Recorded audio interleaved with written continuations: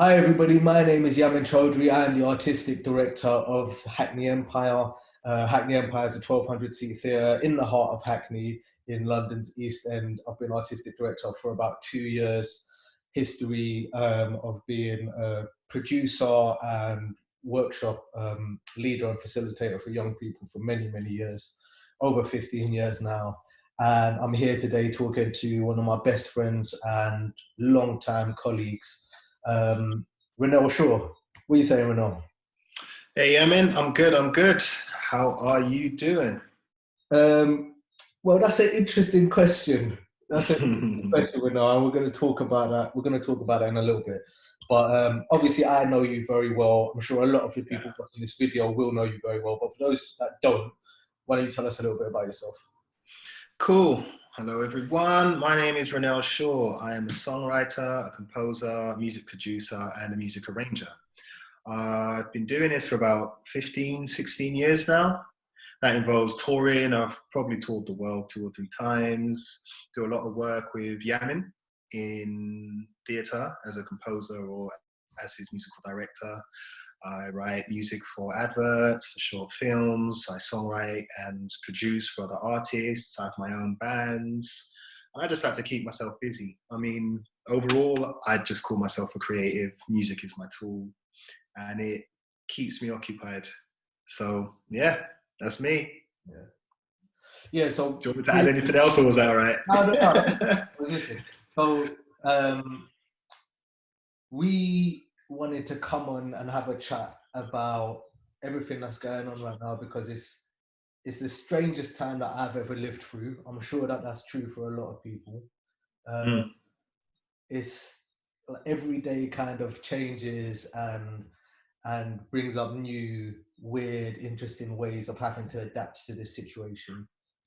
If you're watching this in the future, I'm talking about the coronavirus, COVID-19 pandemic that has essentially shut down the world for a mm. couple of months now, and we're recording this on the 16th of April, and we've been in lockdown in the country for what, 3, 4 weeks now?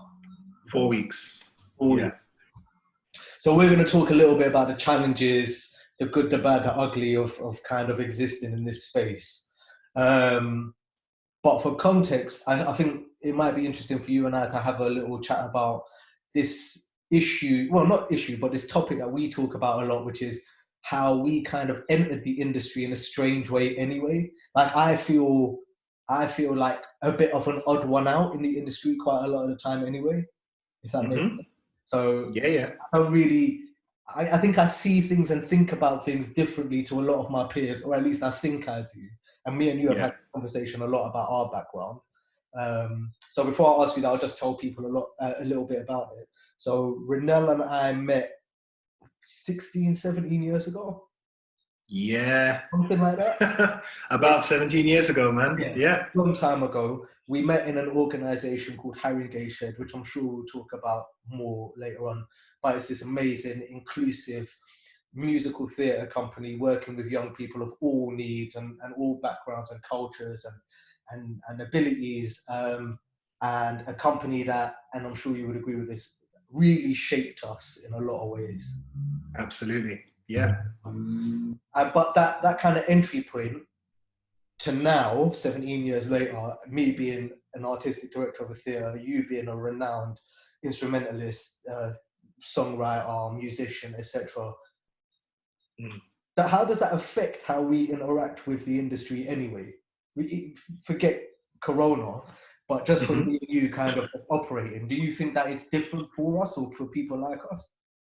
I think it's very different for us, but I think we didn't realize it was different until we stopped working with similar people who came up in the circles with us. That's so true. So for like two things, the artist development program, ADP, which the Hackney Empire run, one of their flagship educational projects was the first time I'd ever been around like-minded people who wanted to try something new. First time I really felt at home in experimenting with different styles and switching instruments. That was in 2002.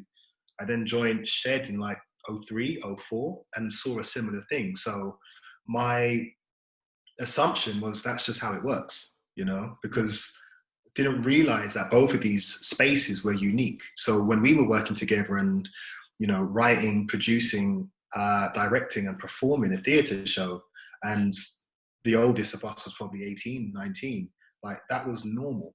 And it was only when, you know, we stopped being around our circles and we'd kind of work in other companies that we'd realize that our way of thinking, the amount we'll take on, and the level of quality that we expect and what we would produce was not normal. Even our process of going about it or thinking about it, which then made me have to kind of take a step back and go, okay, so when in these environments, how much do I give and how much do I not give? Because you don't want to seem overwhelming. When you're around other creatives who are just throwing ideas, you know, it's cool, you bounce off each other, but sometimes people take that as pressure. So it was kind of learning how to meet in a middle, Yeah. you know? That resonates. I mean, you know it does, but that resonates a huge amount. And I think, and again, we've had this conversation between ourselves a lot. It's really interesting to look at the strengths and weaknesses associated with being different, just or irregular. I don't know what the words are that we should use to describe ourselves, but unique. That's I'll go with unique, yeah, because it's a unique environment. But I mean, and this is all going to link back into our current situation and how we're dealing with this now, and advice or ideas that we might have for other people, other creatives. But I definitely, because of that, the strength that comes with that, the resilience, the thinking outside of the box, looking at different models of success and how I can interact or integrate with the industry, absolutely that's there. But then that the imposter syndrome, the idea of not really belonging, the response you get when you come up with ideas that aren't the norm sometimes, Yeah. that can be hard to take. How do you deal with it? Is that something you feel?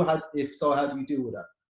I think in my late teens and my early 20s, it made me really hesitant because I was afraid that maybe my idea wasn't as good as I thought it was, because I would be thinking outside of the box, but I wasn't looking at it as even thinking outside of the box. It was the kind of thing that I would bounce back and forth with, like yourself or Mikkel or some of the other students who done Harringay Shade and ADP. So when people would quite simply shut down my ideas, instead of me going, they don't get it, they weren't a part of a unique thing, it made me go, oh, maybe I'm not good enough. Maybe I was only good in my circle or team of friends. Yeah. And I think it took a lot of kind of reflection and a lot of trying to really figure out what was true and what wasn't. So for myself, I found that I had to really be quite logical with it and weigh up the facts, i.e. the things that I was doing and the whatever you want to call success, but the records that were coming out, the tours I was getting, against how I was feeling, and go, I don't feel like I'm as good as I am, but the facts outweigh that. So even though it doesn't feel like I should be here, I am here. So I must be doing something right. And it gave me time to figure out whatever that was, if that makes sense. Yeah, it completely makes sense. And I'm wishing I had a pen and paper because I want to make notes, because I think that what we're talking about, a lot of what we're talking about really applies to now and what we're existing in, which I am going to come on to in a second. I think what we're talking about is really going to hopefully be meaningful to a lot of the people that we really find a huge amount of joy in working with. And the people that I'm talking about specifically here are the young people that we work with, you know, regularly, who otherwise might not have access to the industry or to the type of ideas that can be presented within our industry. And success and these ideas of how to create your offer is something that we spend a lot of time working on. And coming out of ADP and programs like that for people like us, I think really helped us shape how we approach day-to-day challenges within the sector, if that makes sense. Yeah, it gave us a system. You know, I think when you go into the world and you realize that school is nothing like the real world, well, depending on what avenue you wish to go down, but you realize that I think I figured out that I wasn't as equipped as I thought I was until I got involved in things like ADP and Haringey Shed, where I can look back now and go, what they taught me was self-reliance.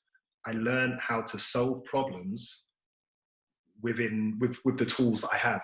It wasn't always, which it could be a good or bad thing. Sometimes it's like, I'll get it done.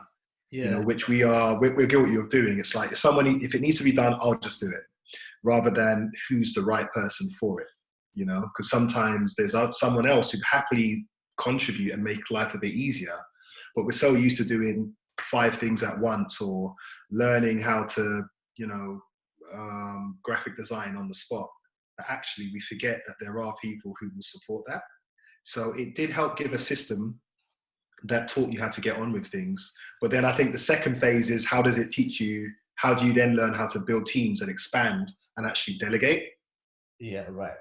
And I think that's something that has absolutely, I think if you look at my annual journey, and there are a lot of people I could add to that over the last however many years, that idea of community and support, and looking at the strengths of the people that you come up with and what your network looks like. And you always say something to the young people when we're working together, and that is, your network is your net worth.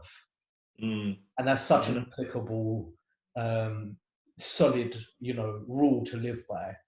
And I think that's why it kind of made sense for you and I to have this conversation, because we've been, you know, so joined up over the years.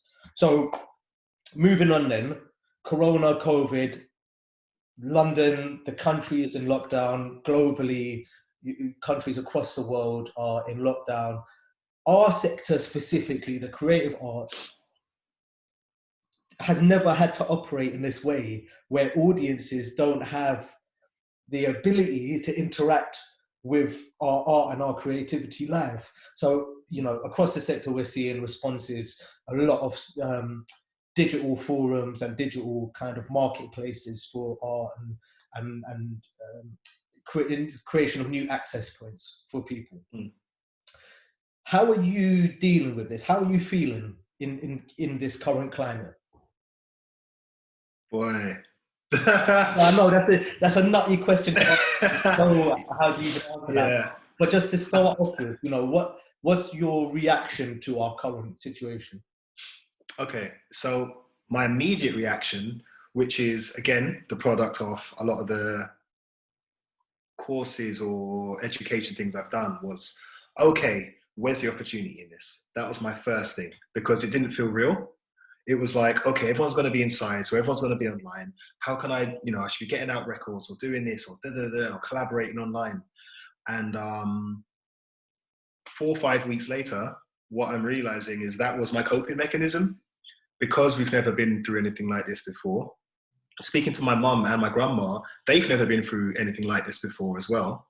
So there was no, it's like the ground had been pulled from underneath us, and we were afraid to feel like we're falling. Do you know what I mean? So instead of feeling like I'm falling, I'm like, no, I'm not falling. I'm learning how to backflip. That was my headspace. Like, how can I use this to make something of it? And then you start hearing about people close to you or friends of friends who are being affected by it. And you go, this is really happening. Actually, let me take a step back and let me really look at what this is. I think the uncertainty made it feel a bit worrying. You know, don't know how long, don't know what exactly you do to catch or get rid of it. We've been given advice, which is helpful, but people want clarity. I want clarity. And I think without that, my coping mechanism is to find the advantage. I'm always looking for the positive.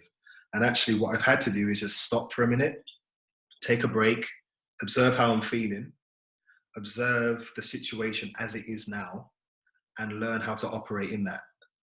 And I think some people have gone forward with like you said, using social media and online platforms to catalyze certain things. And that's also cool. But I think I don't think anyone should feel like they have to do that during this time, because I think we're all trying to figure this out. And I know that was, like I said, that was my first thing. Let me get involved in something. And actually, I'm like, no, what I'm realizing is actually this is time for me to firstly make sure my loved ones are okay. And secondly, take a step back and look at my career so far, and without the rush and hustle and deadline of things, look at what I want to adjust, look at what I want to maybe make better, or maybe just take a break. I think it's quite relative. I don't think I can say, because I think my mood changes daily as well. Sometimes it's up, sometimes it's down.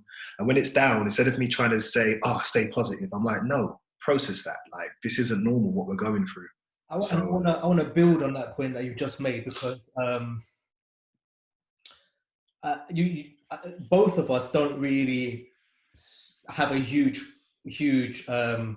presence online, and by that I mean I certainly try to not spend too much time on social media. I don't really get a lot from it.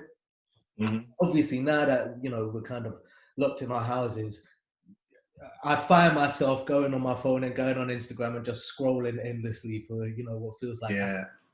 And I definitely feel like there's a peer pressure almost to be positive and optimistic and driven, whether it's anything from your work ethic to working out.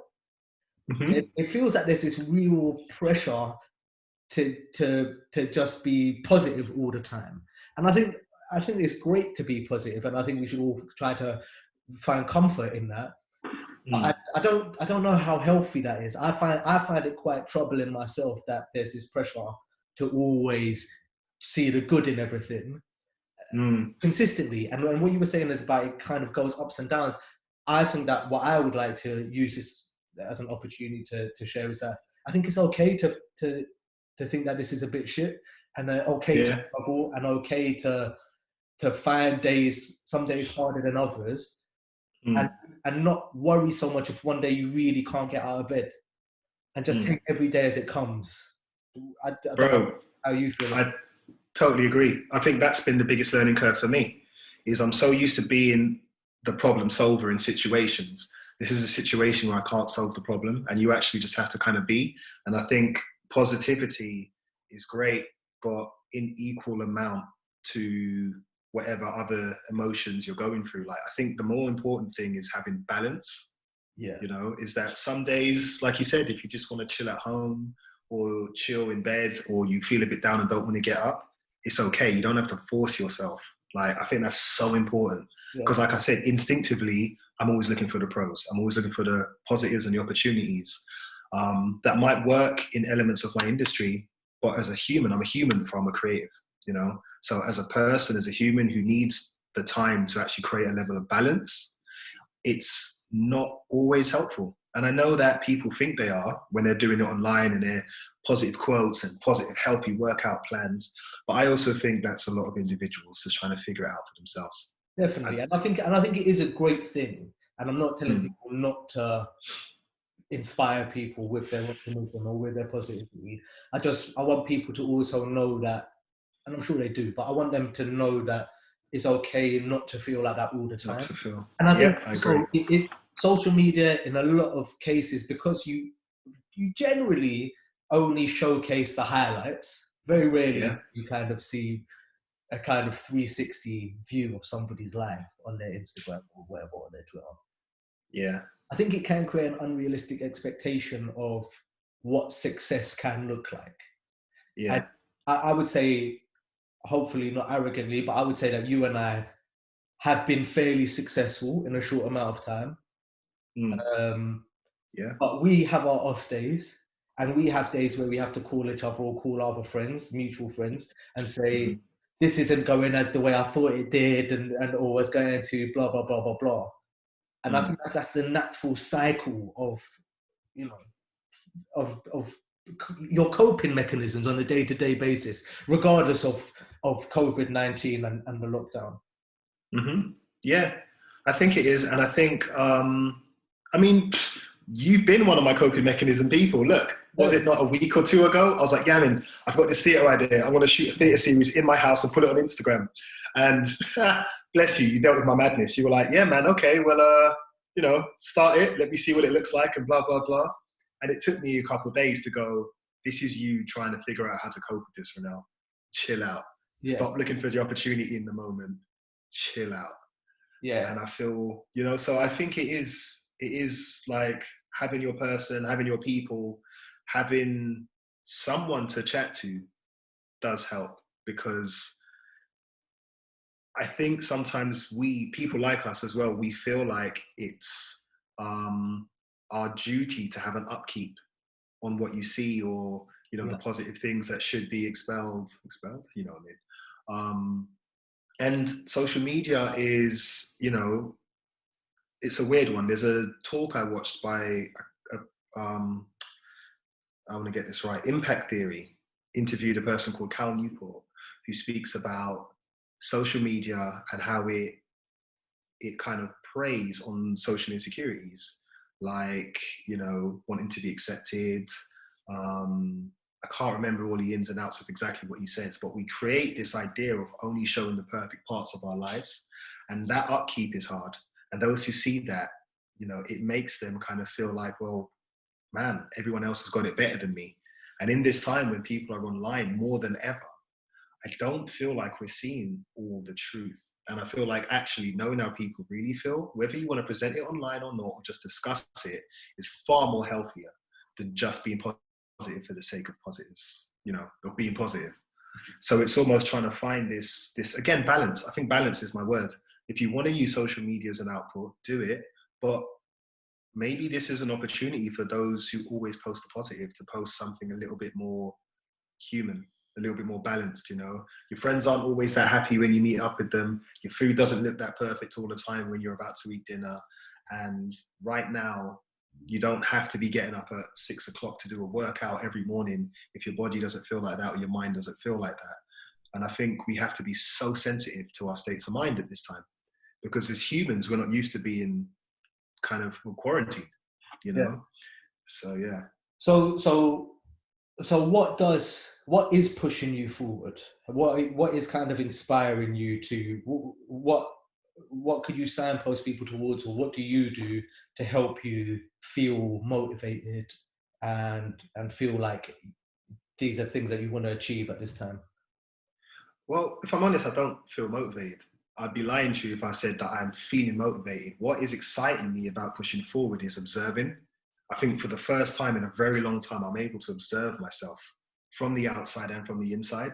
And actually, it sounds a bit philosophical, but it's not trying to be that. Just actually look at the person I am and ask myself honestly if I like that person. And if I do, what do I want to keep? And if there's bits I don't like, what do I want to change? You know, because sometimes we're so on it and so trying to wear the different masks. I'm at Hackney Empire today, it's this mask. I'm in the studio, it's that mask. I'm at home, I'm sitting in my shorts and a black t-shirt, nobody cares. So it's like, it's an opportunity to observe, you know what I mean? And just figure that, and I'm excited about that, because some bits I'm like, oh, that bit about you I don't like, let's work on that. And when do I get the time to do that, you know? Yeah. So I think yeah, it's so great and very honest that you just said that you're not feeling motivated, because I feel exactly the same way. When I wake up, it's not like I feel as if, you know, it's a beautiful sunny day and I want to be sat inside doing admin and that kind of stuff. yeah, And I'm also not feeling very creative. So I'm having a lot of talks with some of my team about the future and creativity. And I don't feel inspired to be creative and create the next, you know, hopefully great story with anybody. But what yeah, is definitely helping me overcome that feeling is two things actually: is structured work time and structured yeah, work time. And I think that's the part of the balance that you were talking about earlier. And this is something that yeah, you've spoken to me about way before Corona was even a thing. Was you always trying to get me to have a healthier work-life balance? yeah, And I yeah, think yeah, now in lockdown, where it's so easy for there to be really blurred lines in how we operate, that's what I'm trying to really have, is really clear, defined, okay, this is work and this is me and this is chill time. and my community. And by that I mean my family, my friends, my, you know, colleagues, blah, blah, and just trying to make sure that with that structure that helps me not lose sight of the bigger picture. And to put it quite simply, just not go insane.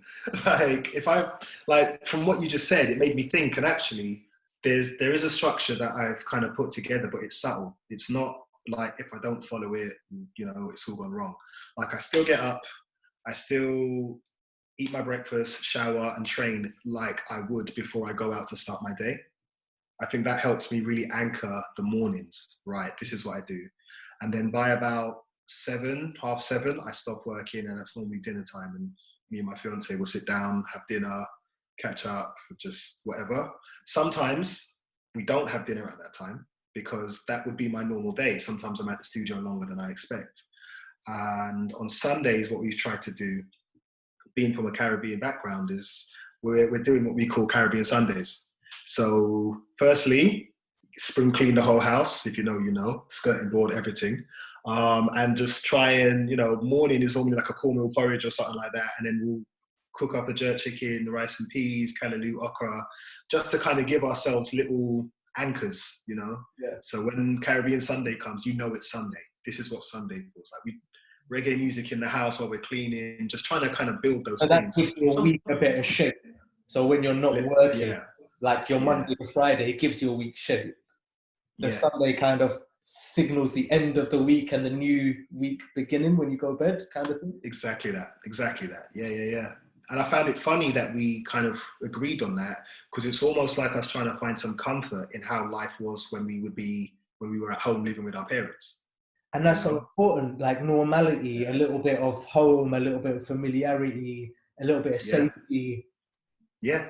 I think we assume that our houses and our homes are just our safe spaces. Yeah. But for people like me and you, and people who want to be in the creative industries, I would guess that we're more often than not at home. Like this is by far the most time I've ever spent in my yard. This is a madness. I've been finding corners of my house that need repainting that I didn't even recognize before. So creating a safe space in your home again and kind of building that nest kind of environment, I think, is really important. Mm-hmm. And as a partner, I see that you've got the mic and computer set up behind you.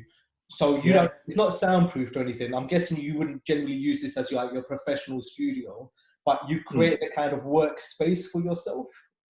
Yeah. So as a songwriter and producer, I write a lot and I cut a lot of demos at home. But then I'd go into a professional studio and we'd re-record the record and mix it properly in the studio. But having this kind of, and also having it in a place that's separate from the bedroom or the sitting room or whatever, it gives you a workspace. So when you leave it, you leave work there. And when you go to the studio, that is, and I say this because I know you, that's a very collaborative effort for you. I know that you love working with other people, be them singers, musicians, producers, engineers and filmmakers, etc. How has the idea of collaboration changed for you over the last 4 weeks for the next however long this goes on? Have you thought about that? Yeah, actually, if I'm honest, and apologies to all the singers that I was calling up there to deal with my insanity. I think everyone got a message like, can you record from home? Can you record from home? Like, I was trying to figure out how I could still maintain that collaborative energy that I was so used to. And again, I just had to take a break and ease off that. But it has changed how I work, because I find what I will do now is, instead of obsessively working on something for the whole day until it's done, I work on it until the ideas stop, and then I'll go and do something else. Because when I need to come back to it, it's a couple feet away from me. It's helped me to take a little bit more time with the things I'm doing, because normally I'm with a team. So it's like I'll play in the keys part, then I'll go over to the bass, I'll put down guitar, put down drums, and then the engineer's pulling it all together. I'm calling up a vocalist to come to the studio while writing. And I'm like, I enjoy that, but that doesn't have to be all the time.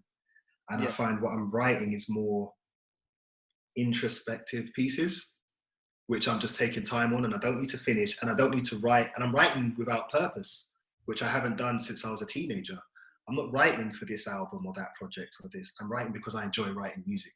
But that's interesting in itself, isn't it? Because I think we can forget how our environment, our community affects our creativity all the time.